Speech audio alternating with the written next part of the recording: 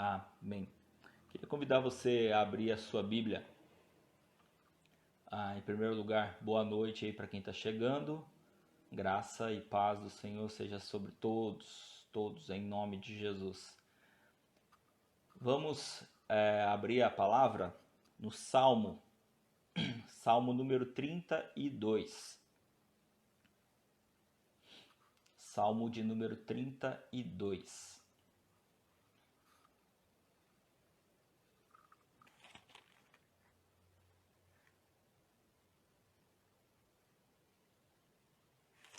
Eu vou ler os cinco primeiros versos do Salmo número 32.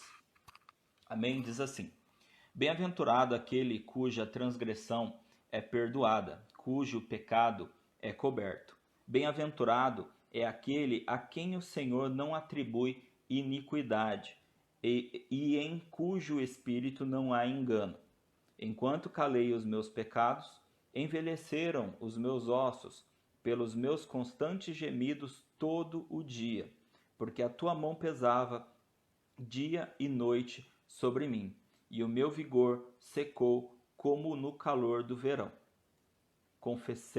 Confessei-te o meu pecado, e a minha iniquidade não mais ocultei. Eu disse: confessarei ao Senhor as minhas transgressões, e tu perdoaste a iniquidade do meu pecado. Amém? Amém. Amém. Que o Senhor possa falar às nossas vidas e que o Espírito Santo possa trazer a revelação da sua palavra sobre a vida de cada um de nós. Em nome de Jesus. Em nome de Jesus. Aqui, Salmo de Davi. Davi está falando a respeito de pecado, né? Davi está falando a respeito de pecado e ele está dizendo a consequência de guardar o pecado, a consequência dele esconder o pecado, né? Dele não falar, dele não abrir o seu coração, vamos dizer assim, né? Dele não expor de uma forma a ser ridicularizado ou humilhado pelo pecado, mas expor no sentido de se desfazer dele, né? Abrir o seu coração, né? Expor o pecado para poder se livrar dele, né? Até Tiago, depois ele nos ajuda também, porque Tiago, lá no livro de Tiago, Tiago diz assim: confessai os vossos pecados uns aos outros, para que vocês possam ser curados, né? Então, Tiago ele já está dizendo que o fato de eu expor aquilo que eu tenho, né? O fato de eu expor o meu pecado, de eu confessar o meu pecado para outra pessoa, isso me ajuda no processo de cura, né? Não no processo de perdão, tá? Porque o único que pode perdoar pecado é Deus. Então, para nós sermos perdoados, nós confessamos o nosso pecado para Deus. Deus é o único que tem o poder de nos purificar, de nos limpar, ou seja, de nos perdoar os pecados. Amém? Mas, dentro do processo de cura, né, do pecado, eu preciso tratar essa ferida, eu preciso tratar essa situação para que eu possa ser curado disso. E curado também vai significar o quê? Eu me livrar disso. E é comum muitas vezes a gente falar a respeito de pecado, de iniquidade e como isso nos afasta de Deus, e também falamos a respeito desse afastamento de Deus, de que quando nós não caminhamos conforme a vontade de Deus, nós automaticamente nos afastamos de Deus, né? Então é comum a gente falar sobre tudo isso.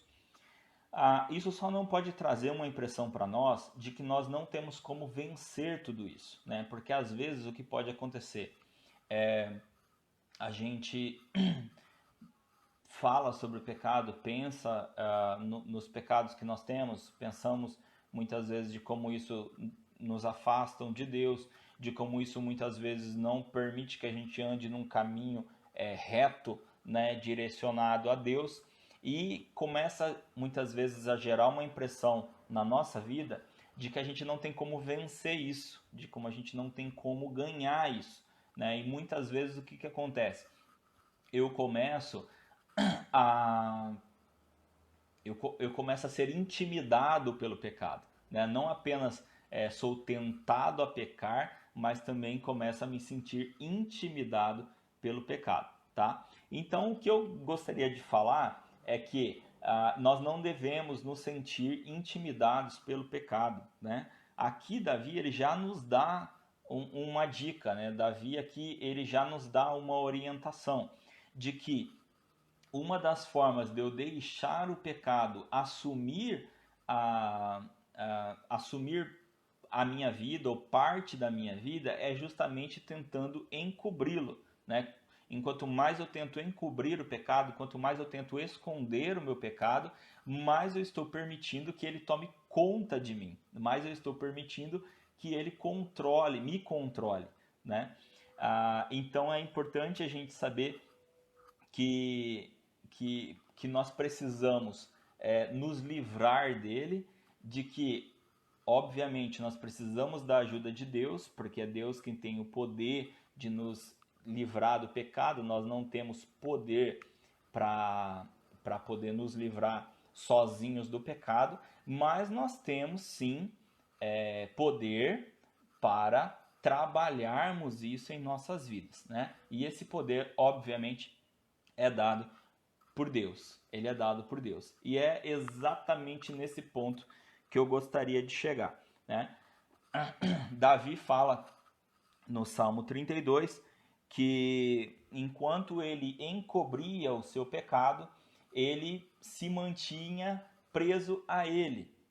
E que isso estava trazendo a ele doença, isso estava trazendo a ele prejuízos. Nós sabemos que o pecado age assim na nossa vida. Ele começa a dizer ali que os pecados começavam a fazer com que os ossos dele envelhecessem, né? Que os ossos dele perdessem a força. Ou seja, Davi estava dizendo que ele estava ficando doente, né?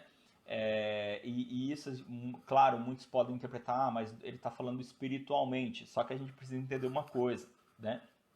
Muitas vezes, quando eu estou doente espiritualmente, isso afeta o meu emocional, que afeta o meu físico, né? Já é comprovado que muitas doenças físicas se iniciam com problemas emocionais, com problemas muitas vezes espirituais.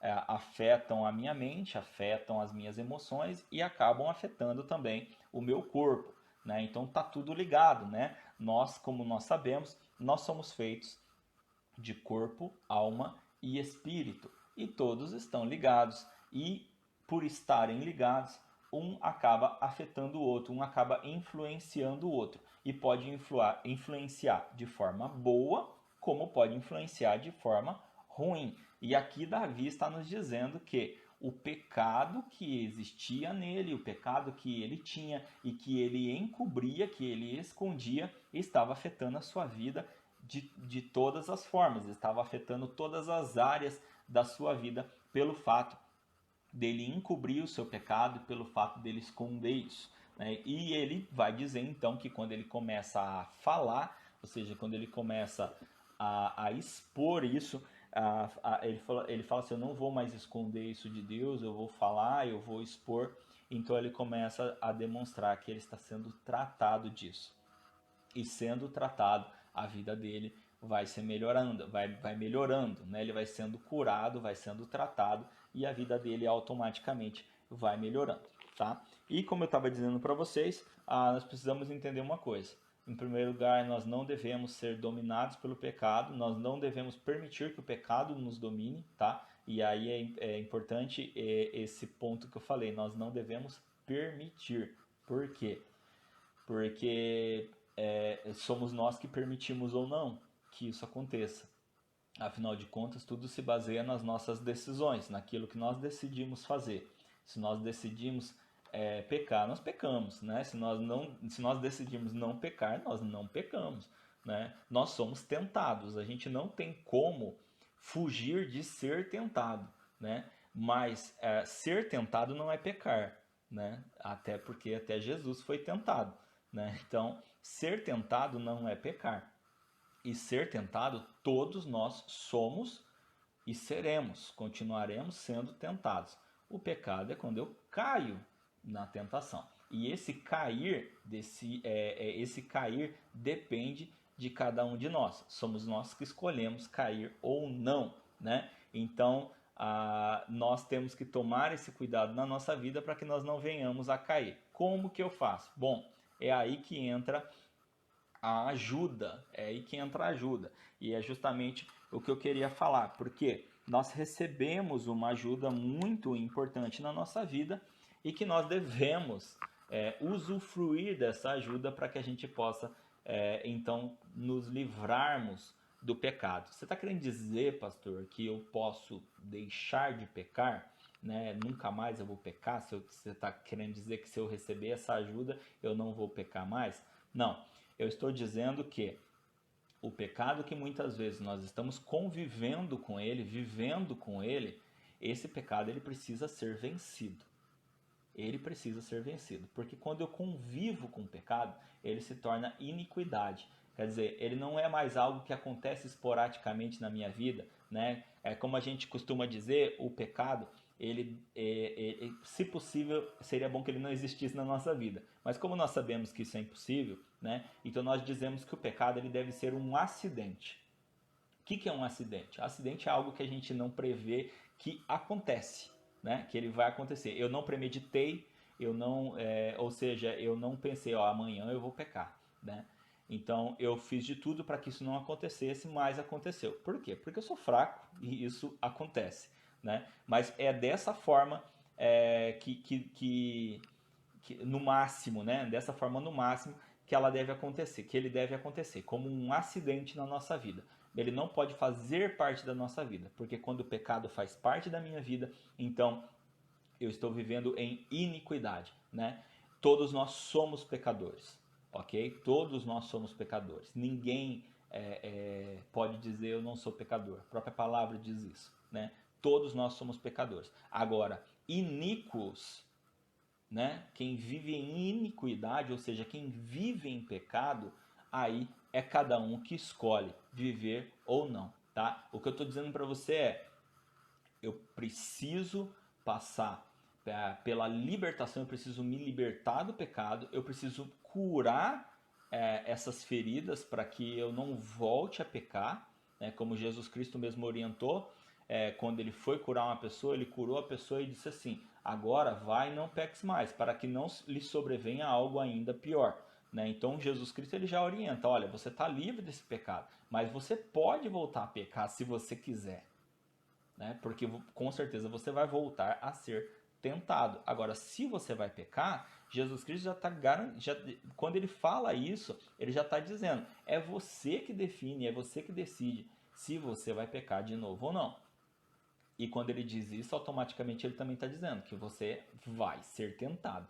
Né? Você vai ser tentado. Então, se cuide, não peques mais, para que não lhe sobrevenha algo ainda pior. Né? Agora vamos falar sobre a ajuda. Né? A ajuda que nós temos direito, né? Recebendo a Cristo como nosso Senhor e Salvador, é o maravilhoso, o incrível Espírito Santo. Nós temos o Espírito Santo. Eu quero ler para vocês Atos capítulo 5, versículo 32, que diz assim: E nós somos testemunhas desses fatos, nós e o Espírito Santo, que Deus deu aos que lhe obedecem. Amém? Então, os discípulos aqui eles estão dizendo, e nós somos testemunhas desses fatos, nós e o Espírito Santo. Né? Por que ele diz assim, nós somos testemunhas, mas nós e o Espírito Santo? Né? Nós e o Espírito Santo somos testemunhas. Por que ele disse isso? Porque eles caminhavam juntos, porque eles caminhavam em comunhão, ou seja, era um entendimento deles que o Espírito Santo caminhava com eles, que o Espírito Santo estava junto com eles. Ou seja, aquilo que eles faziam, daquilo que eles participavam, o Espírito Santo também estava. Né? Agora, existe uma condição no final do versículo que a gente viu ali. Né? Nós somos testemunhas e o Espírito Santo também. Né? Aqui a gente entende que o Espírito Santo caminha junto com eles. Né? Aí eles vão dizer com quem o Espírito Santo caminha. Né? Não é exclusividade deles, certo? Não é exclusividade deles, porque o que eles vão dizer é o seguinte, demonstra isso. Porém, há uma condição para que o Espírito Santo caminhe comigo. Eles dizem ali que Deus deu aos que lhe obedecem, que Deus deu aos que lhe obedecem. Então aqui tem duas verdades. A primeira verdade é que o Espírito Santo não é exclusividade só de algumas pessoas. Ótimo, glória a Deus, né? Mas tem uma segunda verdade, é que o Espírito Santo não está à disposição de quem quiser, certo? Então, meramente quem quiser, né? Nós vamos chegar justamente no fato de que eu tenho que querer. Sim, eu preciso querer o Espírito Santo para ter o Espírito Santo em minha vida, tá? Agora, é importante eu entender justamente isso. Ter o Espírito Santo não significa que eu tomei posse de algo, né? Eu tenho o Espírito Santo como se eu tivesse algo que eu posso dizer que é meu, né? Não tem nada aqui para pegar agora. Eu tenho uma folha, aqui ó, eu tenho uma folha, né? Então essa folha é minha, eu faço o que eu quiser com ela. O Espírito Santo não é a mesma coisa, apesar de muitas pessoas, infelizmente, pensarem assim, eu tenho o Espírito Santo, então eu posso fazer isso, eu posso fazer aquilo, né? É o Espírito Santo que guia nossas vidas e não nós que guiamos o Espírito Santo, né? Nós precisamos ter o Espírito Santo para que ele nos guie, né, em toda a verdade, né? É o que justamente que a palavra de Deus nos ensina. E recebereis o Espírito da verdade e ele vos guiará em toda a verdade, né? Então, nós recebemos o Espírito Santo não para que a gente tenha ele como uma posse nossa. Nós recebemos o Espírito Santo para que ele nos tenha como uma posse dele. Olha que show, que lindo. Nós, então, recebemos ao Espírito Santo para que ele nos tenha. E ele nos tendo, né, nós passamos então a ser testemunhas de todas as coisas que Deus faz, juntos com o Espírito Santo. E é o Espírito Santo que nos ajuda a caminharmos, é o Espírito Santo que nos ajuda a não pecarmos, é o Espírito Santo que nos ajuda a não cairmos, tá bem? Mas eu continuo caindo em tal pecado e tal. Será que o Espírito Santo não está me ajudando muito bem? Será que o Espírito Santo não está fazendo um bom trabalho? Né? Ou aí eu vou dizer o seguinte: será que não sou eu que não estou permitindo que o Espírito Santo faça um bom trabalho? Né? Será que não sou eu que não estou permitindo que o Espírito Santo faça um bom trabalho? Uma vez eu fui no médico e o médico disse assim para mim: isso aqui, esse tratamento que eu estou fazendo aqui com você, tudo que eu estou fazendo aqui com você é 5% do tratamento. É 5% do tratamento. O que ele quis dizer com isso? Ele quis dizer o seguinte: de todo o tratamento, 95% não depende de mim. Ele quis dizer. Eu realizo 5% do tratamento. E eu te passo como fazer o tratamento. O que eu te passo para você continuar fazendo são os outros 95% do tratamento.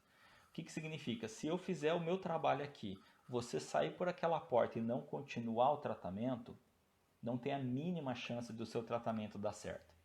Porque o que eu fiz é só 5%. Os outros 95% estão na sua mão. Os outros 95% estão na sua mão. Se você não fizer, não vai adiantar nada. Se você não continuar o tratamento, não vai adiantar nada, né? Então, o fato de nós começarmos algo é só o início de um tratamento. Nós temos que permitir que o tratamento continue sendo realizado, né? Então, como eu disse, não é o fato do Espírito Santo não ter feito uma obra completa na minha vida. É o fato de eu não permitir que o Espírito Santo continue completando a sua obra na minha vida. Eu tenho que permitir que o Espírito Santo continue fazendo a sua obra na minha vida. E como que eu permito isso? Permitindo que ele faça o que ele tem que fazer. Como os próprios discípulos disseram ali no livro de Atos, né? Deus dá o Espírito Santo aos que lhe obedecem, né? Então muitas vezes a gente quer uma coisa sem fazer aquilo que tem que ser feito para ter aquela coisa, né? Quantas vezes a gente já quis algo sem pagar o preço, né, necessário para termos aquilo? Quantas vezes a gente já fez isso, né? Então, para termos uma vida espiritual saudável, livre de pecado, né, não que a gente não vá pecar, mas livre de viver no pecado, né, para que nós possamos ter essa vida espiritual saudável, nós precisamos andar em obediência. Até por isso que o título é chamados para obedecer, chamados para obediência, né? Nós somos chamados para obedecer, e esses chamados para obedecer não é por questão de ficar debaixo de regras, por baixo de leis. É justamente para que a gente possa ficar debaixo da graça. É justamente para que a gente possa ficar debaixo da graça. Não é debaixo de regra, não é debaixo de lei, é debaixo da graça. Porque Deus diz assim, eu quero que vocês fiquem debaixo da minha graça. Mas só fica debaixo da minha graça aqueles que obedecem, né? Então não é para você me obedecer para que eu fique por cima de você como um ditador, como alguém que está apenas mandando em você. É para você me obedecer para que você possa usufruir da minha graça, para que você possa usufruir disso, para que você se livre do pecado e das consequências do pecado, né? Não é só se livrar do pecado, mas é se livrar também das consequências do pecado que certamente vem, né? Como a gente já vem vendo já há semanas, né?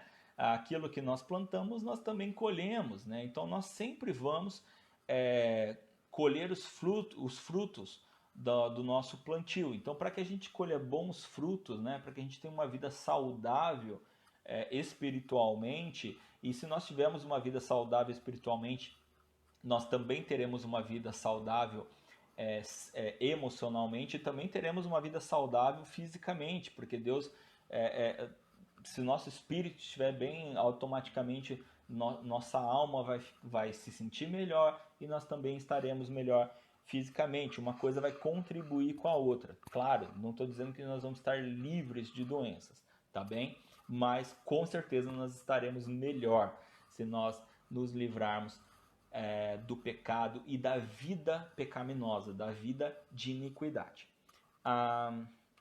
Evangelho de Lucas, capítulo 11, versículo 9, diz assim: por isso digo a vocês, Evangelho de Lucas, tá? Capítulo 11, versículo 9. Por isso digo a vocês, peçam e lhes será dado, busquem e acharão, batam e a porta será aberta para vocês. Pois todo o que pede recebe, o que busca encontra, e a quem bate, a porta será aberta. Quem de vocês, sendo pai, daria uma cobra ao filho que lhe pede um peixe? Ou daria um escorpião ao filho que lhe pede um ovo? Ora, se vocês, que são maus, sabem dar coisas boas aos seus filhos, quanto mais o Pai Celeste dará o Espírito Santo aos que lhe pedirem. Amém? Amém. Muito gostoso a gente ouvir isso, né? Jesus que está falando, e Jesus está encorajando as pessoas a orarem, a pedirem, a buscarem, né? Agora, se a gente pegar só a primeira parte do texto, como muitas vezes é usado, né? Peçam e lhes será dado, busquem e acharão, batam e a porta será aberta. Aí a gente começa a colocar, façam pedidos, né?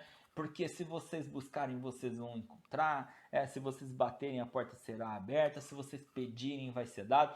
Como se Deus tivesse atrás de um balcão, dizendo assim, qual é o seu pedido? É isso? Toma, né? Só que a gente precisa olhar todo o contexto do texto, né? E o que ele vai dizendo?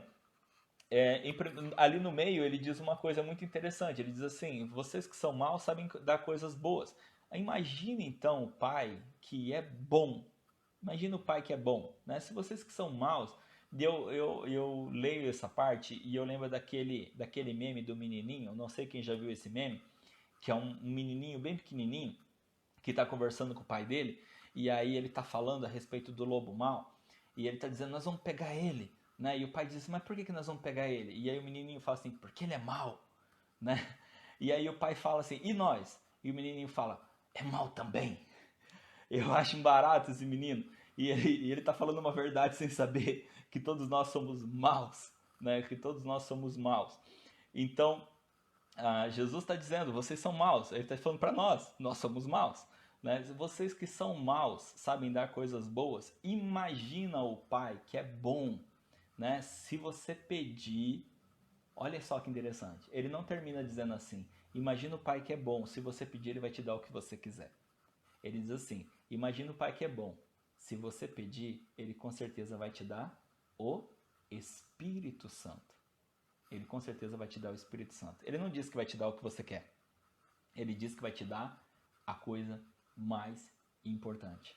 Ele diz que vai te dar aquilo que vai te ajudar a caminhar em obediência, aquilo que vai te ajudar a ser abençoado, aquilo que vai te ajudar a se livrar do pecado e de uma vida de iniquidade. Ou seja, ele vai te dar tudo o que você precisa, que se chama Espírito Santo. Ele vai te dar aquele que vai te guiar numa vida plena, aquele que vai te guiar numa vida de santidade, aquele que vai te guiar numa vida de consagração, aquele que vai te ajudar a caminhar para longe do pecado, para uma vida de vai te ajudar a se livrar de uma vida de pecado, para que eu e você possamos fazer assim como Davi, de pararmos de encobrir nossos pecados, de pararmos de esconder os nossos pecados e de começarmos a expor ao Senhor. Senhor, meus pecados estão aqui, ou até mesmo para outras pessoas, pessoas de confiança, óbvio, né? Que realmente vão te ajudar em oração, né? E também ali para te falar, e aí, como é que tá isso aí? Tá fortalecendo nisso daí, né? Porque se eu não estou conseguindo me livrar de um pecado, precisa acender uma luz de alerta. Precisa acender uma luz de alerta. Eu preciso me livrar desse pecado. Eu preciso me livrar do pecado. Né? Porque se eu estou vivendo nesse pecado, se continuamente eu estou praticando esse pecado, então na verdade eu estou numa vida de iniquidade. Eu estou numa vida de pecado. E eu preciso me livrar dessa vida de pecado. Novamente vou dizer, não significa que nós não vamos mais pecar. Né? Mas se eu reconheço um pecado em minha vida, eu preciso me libertar dele. Eu preciso pedir ajuda ao Espírito Santo, que me livre desse pecado, que me cure as feridas, para que eu não volte mais a pecar. Lembrando do alerta de Cristo, né? Vá e não peques mais, para que não lhe sobrevenha algo ainda pior. Que nós possamos ter o Espírito Santo em nossa vida, que o Espírito Santo possa nos ajudar a nos guiar, né, numa vida longe do pecado, né, que ele possa nos fortalecer para que nós não venhamos cair nas tentações do inimigo. Amém? Amém. Que o Senhor te abençoe em nome de Jesus e que o Espírito Santo esteja sempre com você. Amém.